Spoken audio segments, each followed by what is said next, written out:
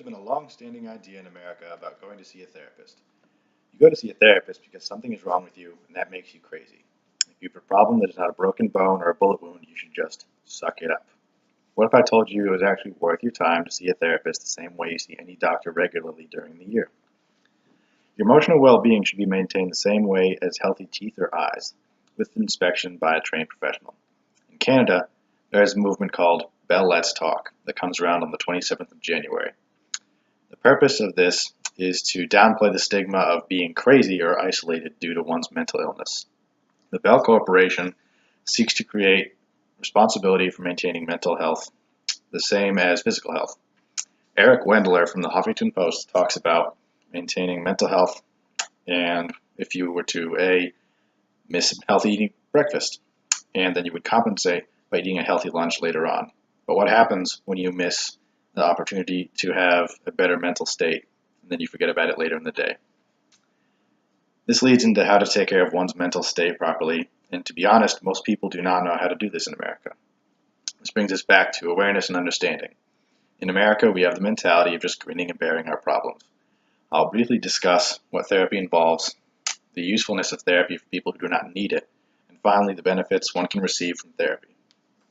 The first popularized and practiced form of therapy came from Sigmund Freud, known as the talking cure, psychodynamic therapy, or talk therapy, which, as the name describes, means the patient and therapist establish a back and forth question and answer dialogue. The therapist will ask the patient if there is anything in their life that seems worth discussing, either good or bad, which will lead into a more in-depth conversation.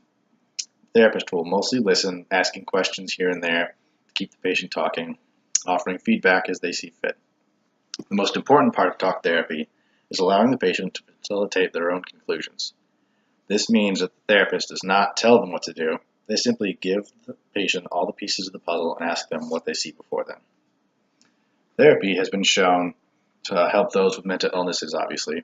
So what can I do for people who do not have mental illnesses and just want to be mentally well? One great example is the practice of sports psychology. This field is specifically for those with any form of active lifestyle, such as a working mother of 3 who recently broke her leg skiing and is ready to get back on the slopes, or Olympic gold medalists who practice for hours, regulating their heart rate down, as well as their level of excitement. Both of these individuals face a form of mental blockage that can be overcome with therapy. Professional athletes, like the common man, want to take care of themselves completely. Body and mind. So much of our culture is centered around professional sports that we forget that what separates the guy who makes a professional team from the guy who does not is his mental preparation. One example I'm sure many Patriots fans like to discuss is how successful Tom Brady has become. On paper, when Brady was drafted, he was not considered to be a special player at all. Bill Belichick, the New England coach, actually took a leap of faith to draft Brady. What separates Brady from other elite quarterbacks is his mental game of staying focused, decision-making, and emotional regulation. Another example of psychology in sports and activity is helping a player come back from an injury. Their body could be completely healed, yet their mind could be what is holding them back from being at 100%. Talking through those fears of re-injury can be the defining point in helping them return to active play. We all floss and brush our teeth because we have learned from our dentist that is the appropriate way to take care of our teeth. The same can be said for the effects and practices of therapy on our problems. At the end of a checkup, a dentist will likely give you something to work on until your next checkup, like flossing more or eating less sugar. A therapist would give you similar tasks to maintain proper mental health while you are between checkups, like flossing between techniques. These can be easily used in our daily lives. For example, a therapist would instruct someone who struggles with their anger to take a second to breathe deep and count to 3. Therapists also use different perspectives to help us consider our problems, such as the belief that our problems come from us overreacting to situations. Consider the scenario of you driving and someone cuts you off. You could, 1, rear-end them and deal with the damage to your car that occurred from you overreacting.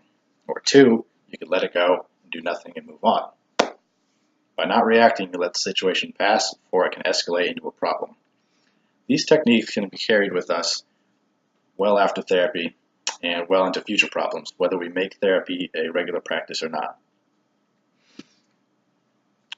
Another great benefit of talk therapy is discussing your problems and issues leads to a better, wholesome understanding of them. The same way that you discuss concepts like politics or history in school, it helps you give a more wholesome understanding to your problems and what they actually are to you. Talking out your problems, why they bother you, helps lead to the core of the issue, better understanding, and finally acceptance or catharsis. Therapy should be a practice that the common man should participate in. It is a great way to externalize one's problems in a non-invasive environment where you can easily gain skills and practices that will guide you to a better, healthier, more enriched life by creating a more intimate and meaningful relationship with one's mental state. Olympic divers do not spend their entire day jumping into a pool. Much of their practice comes from them sitting alone in a chair with their eyes closed, visualizing their dives well before they even attempt them. Some people really struggle with taking a deep breath before they talk to someone they care about, which can lead to an unnecessary verbal confrontation. There should be no shame in seeing a therapist. It is not selfish to take care of your own mind. There are too many people in America who spend too much time taking care of themselves physically and neglect their mental health.